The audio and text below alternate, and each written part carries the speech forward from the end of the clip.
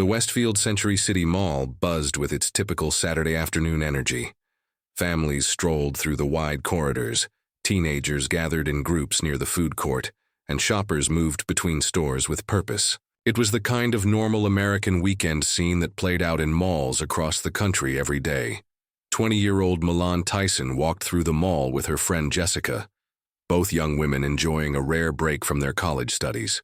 At NYU, Milan had inherited her father's striking presence, but carried herself with a quiet confidence that came from years of martial arts training and her father's teachings about discipline and respect.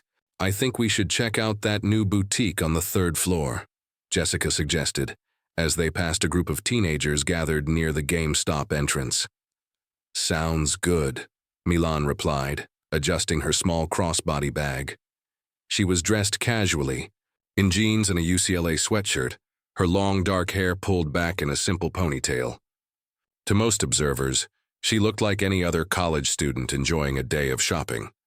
What Milan didn't notice was that she had caught the attention of Derek Washington, a 22-year-old local troublemaker with a history of intimidating behavior and petty crime. Derek stood about 6 feet tall with a muscular build that he'd developed during a brief stint in county jail the previous year. He was flanked by 2 friends, Marcus and Tony, both of whom looked up to Derek's aggressive reputation.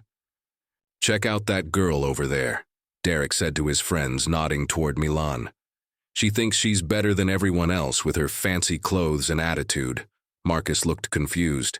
"She's just walking, man. She hasn't done anything." "That's the problem," Derek sneered. "These rich college girls come through here acting like they own the place. Someone needs to bring her down a peg." Derek had no idea who Milan's father was. To him, she was just another target for his need to intimidate and control others. His history of bullying behavior had escalated over the past year, and he'd grown bolder in his confrontations with strangers. As Milan and Jessica walked toward the escalator, Derek made his move. He stepped directly into their path, his 2 friends flanking him on either side. "Excuse me, princess," Derek said with mock politeness, his voice loud enough to draw attention from nearby shoppers. "You think you're too good to say hello?" Milan looked up at the 3 young men blocking her path. She had dealt with unwanted attention before and had learned from her father to stay calm in confrontational situations. "I'm sorry. Do I know you?" Milan asked politely, trying to step around Derek. Derek moved to block her again, his expression hardening. "You're about to know me real well. See, I don't like stuck-up girls who think they're better than everyone else." Jessica grabbed Milan's arm nervously. "Come on, let's just go another way." Nah, Derek said, stepping closer to Milan. His behavior was becoming increasingly aggressive, and several mall shoppers had stopped to watch the confrontation. "I wasn't finished talking to your friend here." Milan felt her heart rate increase, but she remembered her father's teachings about staying calm under pressure. "Look, I don't want any trouble. We're just here shopping." "Well, maybe I want trouble," Derek replied, his voice getting louder. "Maybe I think you need to learn some respect." The situation was escalating quickly. Derek's friends looked uncomfortable but didn't intervene. Other shoppers began pulling out their phones, some recording the confrontation while others called mall security. "What's your name, princess?" Derek demanded, moving even closer to Milan. "I want to know who I'm dealing with." Milan's training kicked in. She positioned herself defensively and spoke clearly. "My name is Milan. I've asked you politely to leave us alone. Please step aside." Derek laughed mockingly. "Milan? What kind of fancy name is that? Let me guess. Daddy's got money. Right, well, Daddy's not here now." The mention of her father stirred something in Milan. Not fear, but a quiet anger at this stranger's assumption that she was helpless without protection. "You don't know anything about me or my family," Milan said firmly. "And you don't need to. Just let us pass." Derek's expression turned ugly. "You know what, Milan? I think you need to learn what happens to stuck-up girls who disrespect me." He reached out and grabbed Milan's arm roughly. "Maybe we should take this conversation somewhere more private." That was the moment everything changed.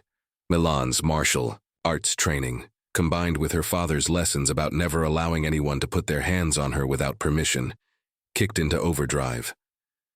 In one fluid motion, Milan twisted Derek's wrist and stepped back, freeing herself from his grip. The move was executed perfectly, just as her father had taught her years earlier. "Don't touch me," Milan said loudly, her voice carrying across the mall corridor. Derek was stunned.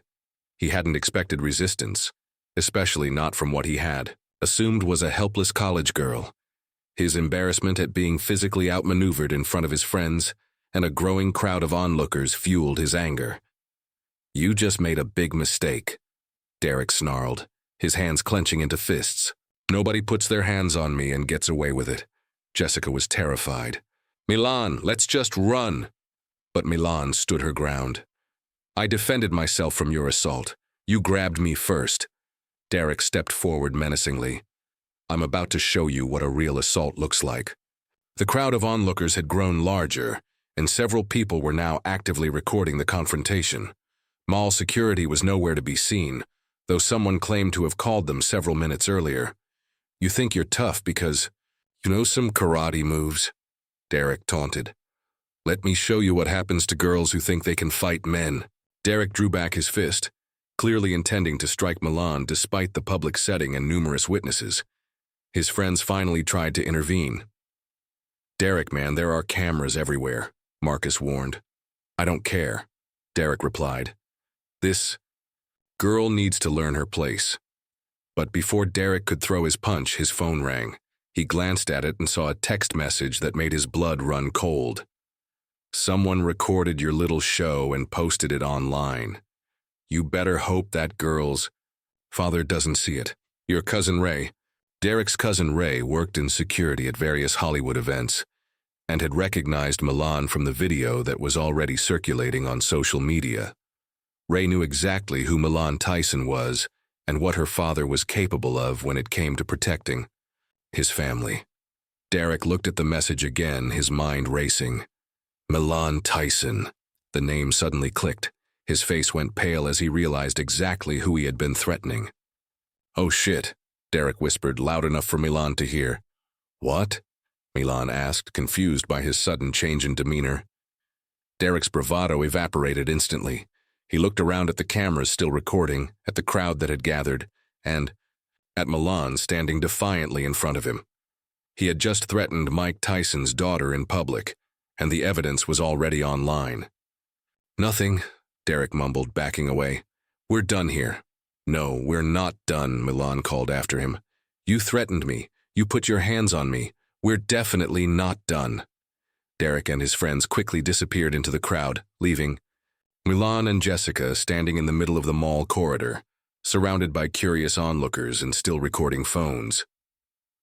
What Derek didn't know was that one of those videos had already been sent directly to Mike Tyson by a fan who recognized Milan. The former heavyweight champion was currently at his home gym in Las Vegas, and he had just seen his daughter being threatened by a stranger. Mike Tyson was already on his way to Los Angeles, and Derek Washington's day was about to get infinitely worse. 20 minutes after the confrontation at the mall, Derek Washington sat in his friend Marcus's car in the parking garage, still trying to process what had just happened. His hands were shaking slightly as he scrolled through social media, watching the videos of his encounter with Milan spread across multiple platforms. "Man, this is bad," Marcus said from the driver's seat, watching the view counts climb on the videos. "Like really bad." Derek's phone buzzed with another text from his cousin Ray. "I tried calling you. That girl is Milan Tyson, as in Mike Tyson's daughter. You need to disappear for a while." "This can't be happening," Derek muttered, running his hands through his hair. "There's no way that college girl is Mike Tyson's daughter." Tony, who had been quiet since they fled the scene, finally spoke up. "Dude, Google her name." Derek's fingers trembled as he typed Milan Tyson into his phone's search engine. The results made his stomach drop. Photo after photo showed Milan with her father at various events, boxing matches, and family gatherings. There was no denying it. "We are so dead," Derek whispered. Meanwhile, in Las Vegas, Mike Tyson was already in his black Mercedes, driving toward McCarran International Airport. His assistant had arranged for a private jet to take him to Los Angeles immediately. Mike had watched the video of his daughter being threatened 3 times, and each viewing had made him angrier. "I want everything you can find on Derek Washington," Mike told his head of security, Jerome, over the phone. "Address, employment history, criminal record, everything." "Already on it, Mike," Jerome replied. "He's got a record: petty theft, assault, disorderly conduct. Lives in Inglewood with his mother. This isn't his first time intimidating people." Mike's jaw tightened. "Is Milan safe?" "She's fine. She handled herself exactly like you taught her. But Mike, there are videos everywhere. This is going to be national news within hours." Mike knew Jerome was right. The combination of his fame, his fearsome reputation, and someone threatening his daughter would make this story irresistible to the media. But his only concern was making sure Milan was safe, and that Derek Washington understood there were consequences for threatening innocent people. Back at the mall, Milan and Jessica had finally made it to mall security's office, where they were giving their statements to both security personnel and LAPD officers who had arrived on scene.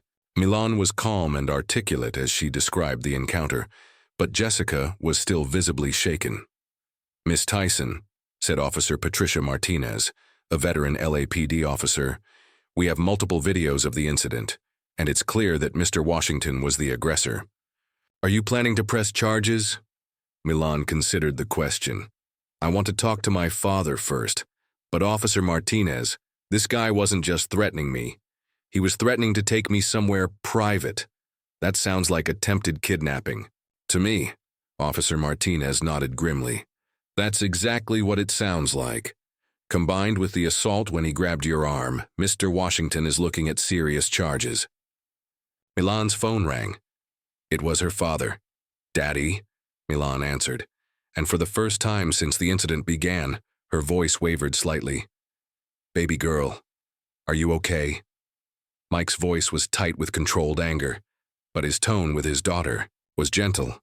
"I'm fine, Dad. I handled it just like you taught me." "I know you did. I saw the video. I'm proud of how you stayed calm and defended yourself." Mike paused. "But this Derek Washington character made a very big mistake today." Milan could hear the engine of her father's car in the background. "Dad, where are you?" "I'm on my way to LAX. I'll be there in 2 hours. Dad, you don't need to come. The police are handling it." Mike's voice became harder.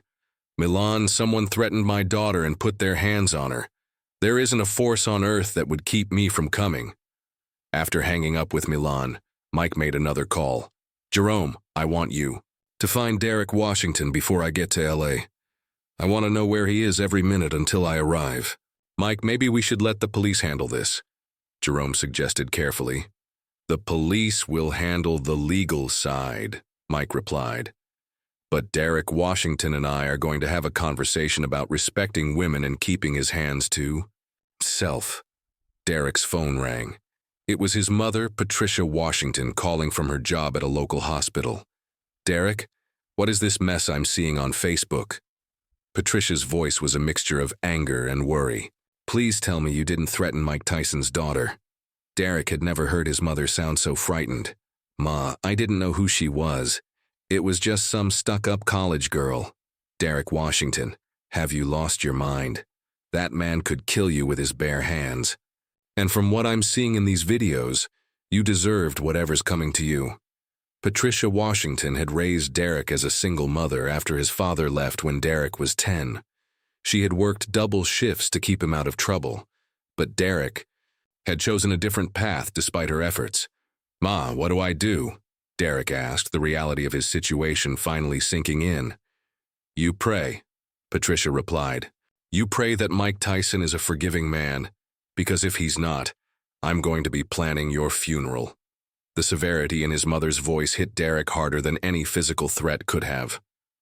Patricia Washington was not a woman who scared easily, but she was clearly terrified for her son's safety. "There's got to be something I can do," Derek said desperately. "There is," Patricia replied. "You can turn yourself into the police right now, and you can hope that showing remorse and taking responsibility might save your life." Derek knew his mother was right, but he was too scared to think clearly. Instead of heading to the police station, he made the worst decision possible. He decided to run. "Marcus, we need to get out of town," Derek said as he hung up with his mother. "Are you crazy?" Marcus replied. "Running is only going to make this worse." But Derek was beyond rational thought. The combination of fear, embarrassment, and panic had taken over. "Mike Tyson is coming for me, man. I need to disappear until this blows over." What Derek didn't understand was that there was no place he could run where Mike Tyson couldn't find him. And his decision to flee would only make their eventual confrontation more dramatic. As Derek and his friends drove out of Los Angeles, heading nowhere in particular, Mike Tyson's plane was taking off from Las Vegas. The former heavyweight champion spent the flight not planning violence but thinking about the conversation he was going to have with the young man who had threatened his daughter. Mike had learned a lot about anger management and conflict resolution since his boxing days. He didn't want to hurt Derek Washington. He wanted to teach him a lesson that would change his life forever. But first, Derek Washington would have to be found. And Mike Tyson was very good at finding people who tried to run from him. Derek Washington's attempt to flee Los Angeles lasted exactly 6 hours. By 8 p.m. that Saturday evening, Mike Tyson's security team had tracked Derek's location through social media posts, cell phone pings, and tips from the public who had seen the viral videos and were actively helping to locate him. Derek had made the rookie mistake of letting Marcus post a photo of their gas station stop in Bakersfield, California, with the caption, "Road trip to clear our heads." The post included GPS coordinates, making Jerome's job of tracking them embarrassingly easy. "They're at a motel just off Highway 99, Jerome reported to Mike via phone. "The Sunset Inn in Bakersfield." Derek checked in under his own name. Mike, who had landed at LAX and was driving north in a rented black Escalade, shook his head at Derek's incompetence. "Is he alone?" "2 friends with him. The same ones from the mall video. None of them have any idea we found them." Mike pulled into the motel parking lot at 9:15 p.m. The Sunset Inn was exactly the kind of rundown establishment where someone might think they could hide from their problems. Derek's room was on the ground floor, number 23, and the lights were. So Mike didn't bring Jerome or any of his security team with him. This conversation needed to happen one-on-one. He walked up to the door and knocked firmly. "Derek Washington, open the door. We need to talk." The silence from inside the room was deafening. Mike could hear frantic whispering and movement, but no one answered. Mike knocked again, louder this time. "Derek, I know you're in there. I'm not going away. We can do this easy or we can do this hard. Your choice." A voice finally responded from behind the door. It was Marcus. "Mr. Tyson, Derek's not here." Mike almost smiled at the obvious lie. "Son, I can see 3 shadows moving around in there, and one of them is definitely Derek. Now open this door." More whispering, then Tony's voice. "We don't have to open the door. You can't make us." Mike's patience, which had been considerable up to this point, was beginning to wear thin. "You have 10 seconds to open this door, or I'm calling the police to come arrest Derek for assault and attempted kidnapping. Then I'm calling the media to let them know exactly where he's hiding." The threat of media attention did what physical intimidation couldn't. Derek realized that having this confrontation happen publicly would be infinitely worse than facing Mike Tyson privately. The door opened slowly, revealing Derek Washington looking like he hadn't slept in days. His tough guy demeanor from the mall had completely evaporated, replaced by obvious terror. "Mr. Tyson," Derek said, his voice barely above a whisper. Mike stepped into the room, his presence immediately dominating the small space. Marcus and Tony, pressed against the far wall, clearly terrified. "Sit down, Derek," Mike said calmly. It wasn't a request. Derek sat on the edge of the bed, his hands shaking. Mike remained standing, but he didn't loom over Derek threateningly. Instead, he sat in the room's only chair, maintaining eye contact. "Do you know why I'm here?" Mike asked. Derek nodded miserably. "Because of what happened at the mall." "That's right. Because you threatened my daughter. Because you put your hands on her, because you made her afraid. Mike's voice was controlled, but the underlying steel was unmistakable. Mr. Tyson, I'm sorry. I didn't know she was your daughter. I would never have. Mike held up a hand, cutting Derek off. Stop right there. You're sorry because you found out who my daughter is. But what if she wasn't my daughter? What if she was just a regular college student with no famous father to protect her? Derek opened his mouth to respond, then closed, it realizing he had no good answer. You see, Derek, that's the problem, Mike continued. You think it's okay to threaten and intimidate women as long as they don't have someone powerful to protect them. That tells me everything I need to know about your character. The room was silent except for the hum of the old air conditioning unit. Derek's friends remained frozen against the wall. Mr. Tyson, please, Derek finally said. I made a mistake. I was showing off for my friends. I never meant to actually hurt her. Mike leaned forward slightly. But you did hurt her, Derek. Maybe not physically, but you scared her. You made her feel unsafe in a public place where she should have been able to shop in peace. Derek began to cry. It wasn't the fake tears of someone trying to manipulate their way out of trouble, but genuine emotion as the reality of his actions hit him. I don't know what's wrong with me, Derek sobbed. I keep doing these things, hurting people, and I don't know why. For the first time since entering the room, Mike's expression softened slightly. Tell me about your father, Derek. The question caught Derek off guard. What? Your father? Tell me about him. Derek wiped his eyes with his sleeve. He left when I was 10, just disappeared one day. My mom raised me by herself. Mike nodded. And when did you start getting into trouble? Right after he left, Derek admitted. I was angry all the time. I started fights at school, got suspended, eventually dropped out. And you've been angry ever since, Mike observed, taking it out on anyone you think is weaker than you. Derek looked up at Mike with surprise. How did you know? Mike's voice became gentler. Because I was you, Derek. Different circumstances, but the same anger. The same need to hurt people because I was hurting inside. The admission stunned everyone in the room. Mike Tyson, the most feared fighter in boxing history, was comparing himself to Derek Washington. The difference is, Mike continued, I learned to channel my anger into something productive. Boxing gave me discipline, purpose, and eventually helped me understand myself better. Mike stood up and walked to the window, looking out at the parking lot. But even then, I made mistakes. I hurt people who didn't deserve it. I let my anger control me instead of controlling my anger. He turned back to Derek. The question is, what are you going to do now? You can keep running, keep making excuses, keep hurting innocent people, or you can face what you've done and start making changes. Derek looked up at Mike through tear-filled eyes. What kind of changes? First, you're going back to Los Angeles tonight to turn yourself into the police. You're going to take responsibility for what you did to my daughter. Derek nodded immediately. Yes, sir.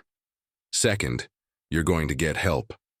Anger management, therapy, whatever it takes to understand why you hurt people. Yes, sir. Mike walked back over and sat down again. And third, you're going to make amends, not just to Milan, but to every person you've ever bullied or intimidated. Derek was nodding frantically now. Yes, sir. I'll do whatever you want. Mike's expression became stern again. This isn't about what I want, Derek. This is about you becoming the man you should be instead of the man you've been. He leaned forward. Because if you don't change, if you keep hurting innocent people, I will find out about it. And next time, I won't be nearly as understanding as I'm being today. The threat was delivered calmly, but its impact was immediate and unmistakable. Derek and his friends all nodded vigorously. Do we understand each other? Mike asked. Yes, sir, Derek whispered. Mike stood up to leave but paused at the door. Derek, one more thing. Yes, sir? My daughter is tougher than you'll ever be. She didn't need me to come here tonight. She could have handled you herself. Mike smiled slightly. I came here for you, not for her. Because I saw something in those videos that reminded me of myself at your age. Don't waste this opportunity." With that, Mike Tyson left the motel room, leaving Derek Washington to contemplate the most important conversation of his life. 3 months after the confrontation at the Sunset Inn, Derek Washington sat in a Los Angeles County courtroom, waiting for Judge Maria Santos to deliver his sentence. The transformation in his appearance was remarkable. Gone was the aggressive swagger and intimidating posture, replaced by a quiet humility and genuine remorse.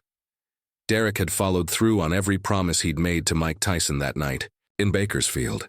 He had immediately returned to Los Angeles and turned himself in to police. He had pled guilty to all charges: assault, attempted kidnapping, and harassment. Most importantly, he had begun the hard work of addressing the anger and pain that had driven his destructive behavior. "Mr. Washington," Judge Santos said, reviewing the file before her, "I've presided over thousands of cases involving young men like yourself. Most of them show no remorse, accept no responsibility, and make no effort to change." Derek remained standing, hands clasped behind his back as she continued. "However, your case is unusual. Not only have you accepted full responsibility for your actions, but you've taken extraordinary steps to make amends and address the underlying issues that led to your criminal behavior." The judge looked up from her papers. "Dr. Patricia Williams, your court-appointed therapist, reports that you've attended every session and made significant progress in understanding and managing your anger. The Anger Management Program Coordinator says you've become a mentor to other participants." Derek had spent the past 3 months in intensive therapy, working through the abandonment issues and rage that had driven his need to intimidate others. The process had been painful but transformative. "Additionally," Judge Santos continued, "I have a letter here from Milan Tyson, the victim in this case. Would you like me to read it aloud?" Derek nodded, though he wasn't sure he was prepared to. "Hear Milan's words. Your Honor," the judge read, "Derek Washington committed a serious crime against me. He threatened me, grabbed me, and made me fear for my safety. However, I believe in the possibility of redemption and second chances." Judge Santos continued, "Over the past 3 months, Mr. Washington has written me several letters of apology. These weren't form letters or legal strategies. They were genuine expressions of remorse from someone who clearly understands the impact of his actions. He has also made donations to 3 women's safety organizations in my name."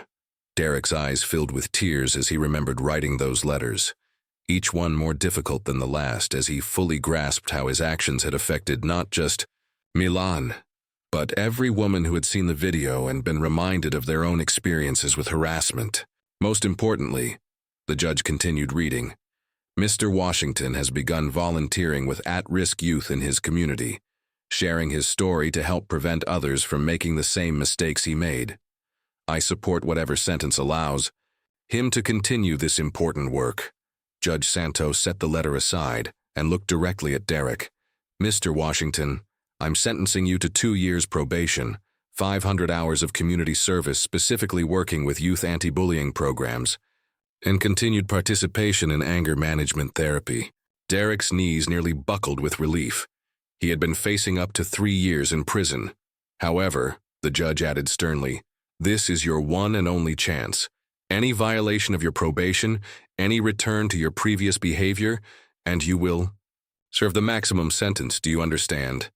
"Yes, Your Honor," Derek replied, his voice strong and clear. "Thank you for this opportunity." After the hearing, Derek found Mike Tyson waiting for him in the courthouse hallway. The sight of the former heavyweight champion still intimidated Derek, but it was a different kind of intimidation now. The respect one feels for someone who had fundamentally changed their life. "How are you doing, Derek?" Mike asked. "Better, Mr. Tyson, different. The therapy has helped me understand things about myself that I never knew." Mike nodded. "Understanding is just the beginning. The real work is what you do with that understanding. Every day." Derek had lost weight during his 3 months of soul-searching, but he looked healthier and more confident than he had in years. "Mr. Tyson, I want you to know that I think about what happened every day. Not just the incident with Milan, but all the people I've hurt over the years. And what are you doing about that? Mike asked. I've reached out to everyone I could find. Wrote apology letters, made phone calls, even drove to people's houses to apologize in person. Some forgave me, some didn't, but I had to try. Mike was impressed. That takes real courage, Derek. It's easier to ignore the damage we've caused than to face it directly. Derek nodded. The hardest one was my mother. I had to apologize to her for all the worry and embarrassment I've caused her over the years. She cried for an hour. How is your relationship with her now? Better than it's been since I was a kid, Derek replied with a small smile. She's proud of the changes I'm making. She says I remind her of the little boy she raised before anger took over my life. Mike clapped Derek on the shoulder. I'm proud of you too, Derek, but the real test isn't what you do when people are watching. It's what you do when no one's around and you're faced with the same situations that triggered your anger before. I know, Derek said. That's why I'm staying in therapy, even though the court requirement ends next month. And I'm continuing the volunteer work with kids. Derek had become a powerful speaker at local schools, sharing his story with students about the consequences of bullying and violence. His authentic remorse and transformation resonated with young people who were struggling with their own anger issues. Actually, Derek continued, I wanted to ask you something. The youth center where I volunteer wants to start a boxing program for at-risk kids. They asked if I thought you might be willing to visit sometime. Maybe share your story about channeling anger into something positive. Mike smiled. I'd be honored to help. Boxing saved my life, Derek. If it can help save some of these kids, then we should definitely make that happen. 6 months later, Mike Tyson stood in the ring at the South Central Youth Boxing Gym, surrounded by 24 teenagers from some of Los Angeles' toughest neighborhoods. Derek Washington stood beside him, no longer as a criminal seeking redemption, but as a trusted mentor and program coordinator. Who can tell me what boxing really teaches you? Mike asked the group. A 15-year-old girl named Maria raised her hand. Discipline? That's right, what else? Respect, called out James, a 16-year-old who had been arrested for assault before joining the program.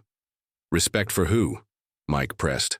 Yourself, Derek interjected, drawing nods from the teens who had grown to trust his guidance. And respect for others. When you understand how much power you have in your hands, you learn to be very careful about how you use it. Mike nodded, approvingly. Derek learned that lesson the hard way, but he learned it, and now he's here to help all of you learn it the easier way. After the session, Mike and Derek walked through the neighborhood, discussing the progress of various kids. In the program, you know what the best part of all this is? Mike asked as they paused outside a community center where Derek now worked full-time as a youth counselor.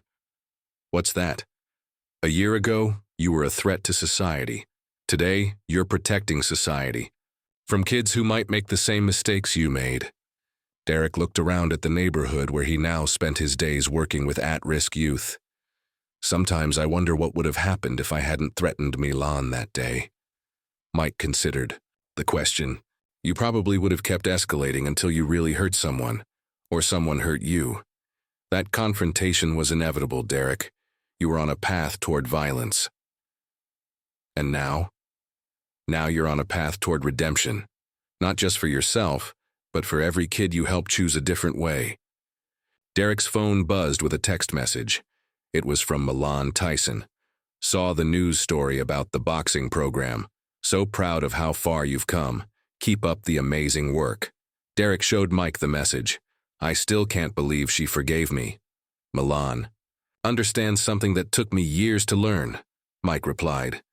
Forgiveness isn't about forgetting what happened or pretending it didn't matter. It's about refusing to let someone else's worst moment define the rest of their life. As they walked back toward their cars, Derek reflected on the journey that had brought him to this point. Mr. Tyson, can I ask you something? Of course. That night at the motel, when you could have done anything to me, why did you choose to help instead of hurt? Mike was quiet for a moment. Because hurting you wouldn't have protected Milan or anyone else. It would have just created more violence, more anger, more pain. But helping you change meant protecting everyone you might have hurt in the future. Derek nodded, understanding the profound wisdom in that choice. Besides, Mike added with a slight smile, I saw something in you that reminded me of myself. Everyone deserves a chance to be better than their worst moment. As Derek drove home that evening, he thought about the teenager he was scheduled to mentor the next day, a 17-year-old named Kevin who had been arrested for threatening classmates and was facing the same crossroads Derek had faced a year earlier. Derek knew that his transformation from bully to mentor wasn't just his own redemption story. It had become a template for helping others find their way back from anger and violence toward purpose and peace. The incident that had begun with Derek threatening Mike Tyson's daughter in a mall had become something far more significant, a demonstration that even the most intimidating confrontations could become opportunities for profound, positive change, if approached with wisdom instead of violence. Mike Tyson's legendary arrival at that motel hadn't just made Derek beg for forgiveness. It had inspired him to become worthy of it, and in doing so, it had created a ripple effect of healing that would continue to impact lives for years to come.